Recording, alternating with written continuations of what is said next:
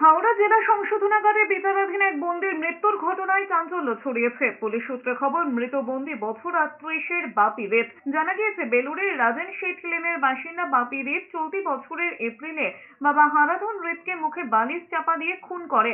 এরপর বাপি লিলুয়া স্টেশনে রেল লাইনে ঝাঁপ মেরে আত্মহত্যা করতে গেলে আরপিএফ তাকে ধরে ফেলে। পরে বেলুড় থানার পুলিশ তাকে গ্রেফতার করে। গত মে মাস থেকে সে হাওড়া জেলেই রয়েছে। মঙ্গলবার সকালে জেলের বন্দীরা তাকে টয়লেটে ঝুলন্ত অবস্থায় দেখে খবর দেয় জেল কর্মীদের। তারা ছুটে এসে দেহ উদ্ধার করে। পরে পরিবারের লোকজনদের খবর দেয় বেলুড় থানা।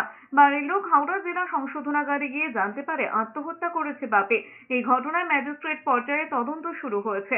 পুলিশও অস্বাভাবিক মৃত্যু মামলা রুজু করে তদন্ত শুরু করেছে। খবর এলো যে এরকম জেলে সংশোধনাগারে বাথরুমে আমার পাড়া ছেলে সুসাইড করেছে। তা আমরা একটাই যে সংশোধনাগারে জেলে মানে বাথরুমে সুসাইড করে কি করে? জেল সংশোধনাগারটা আছে কিসের জন্য? প্রশাসন কিসের জন্য?